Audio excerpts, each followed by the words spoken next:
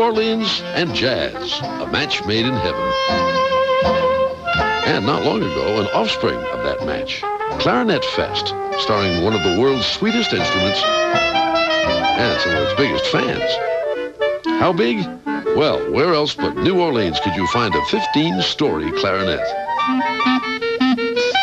And on the subject of towering talent, hometown favorite Pete Fountain was here, joined by Al Galladoro,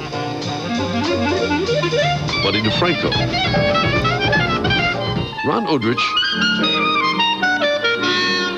and Eddie Daniels, just to name a few. There's nothing mechanical about playing the clarinet. Not anyone can just pick up a clarinet and play the note. It won't work. Eddie Daniels says the clarinet responds much more personally than instruments like piano, violin, or drum. The clarinet has mechanics, but most of it depends upon the reed and your air.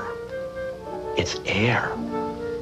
And that's why it's mystical, because our breathing and our air are what keep us alive. Today's clarinet is a relatively new instrument, making its debut in Europe a little more than 200 years ago.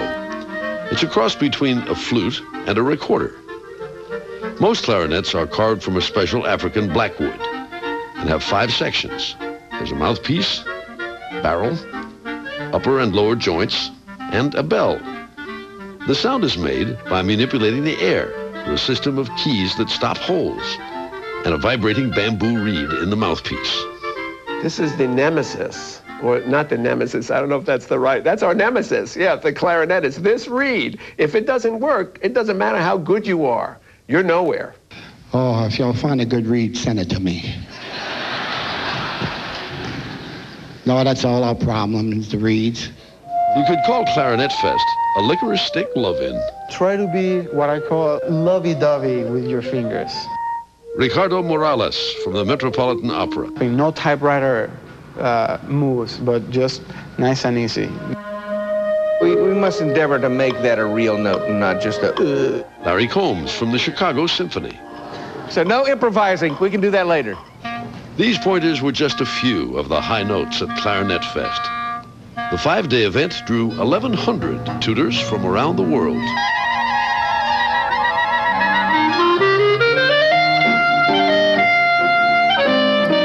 Annie is a great example of the X factor. The people who have the X factor move their bodies, they're comfortable with it, they're having fun. Having the X factor means having your heart warm up to the music and getting lost in it and having a good time. If you could get that project to the people, then you can make their little toes tap. If anyone personifies the X factor, it's Pete Fountain. When I pick up the clarinet, it's just like part of my life, part of my body. He studied at the New Orleans Conservatory they call Bourbon Street. I was working 7 nights a week, like six hours a night. So you get to know the clarinet, and the clarinet gets to know you. Pete Fountain may be the best ambassador the clarinet has ever had. From the 50s, as a regular on Lawrence Welk, through 58 visits to Johnny Carson, to playing for the Pope. He was about maybe 100 feet away. When I did Closer Walk with Thee, he went like that. No, he didn't go. As the Big Easy's favorite son, Pete Fountain is one reason why Clarinet Fest came here. The delight of a concert steaming down the river is another. The guru of bebop, Buddy DeFranco, reminded everyone why he's a legend. Don't mess around with New Orleans, man. We have clarinet power.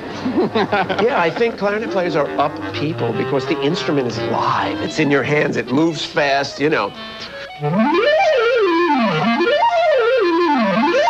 does that. It's like a wild animal that just has this freedom to move. And how could you celebrate the clarinet without a nod to Benny Goodman? Everyone agrees Benny was the man. You have to fill, big spaces when you're playing this music. Tad Calcara of the Utah Symphony says clarinets helped make the big bands big. It really has to be something that can project. I mean, you're competing against, you know, a pack of wolves. I mean, you've got 4 saxophones that play very loud, and you've got a brass section of like 5 players. That's a lot of sounds, breaking decibels there. So you have to have a tone, you have to have a sound in the clarinet that really has to project and cut through this. Well, not always. The single most famous passage in American music, the slide beginning Rhapsody in Blue, played here by Al Galladoro of the Paul Whiteman Band. He says he should hold the Guinness record for playing that slide the most. 35 times a week I played the Rhapsody in Blue. 4 weeks, 140 times, just January of 1940. Then we went to Cleveland, honest to God. All told, something like 10,000 times. May I say a few words? Sure, of course. 73 years ago, I started in the pit of this theater. Joining Eddie Daniels and Ron Odrich for the finale of Clarinet Fest, Al Galladoro makes a good case that playing an instrument is probably the best way to stay young.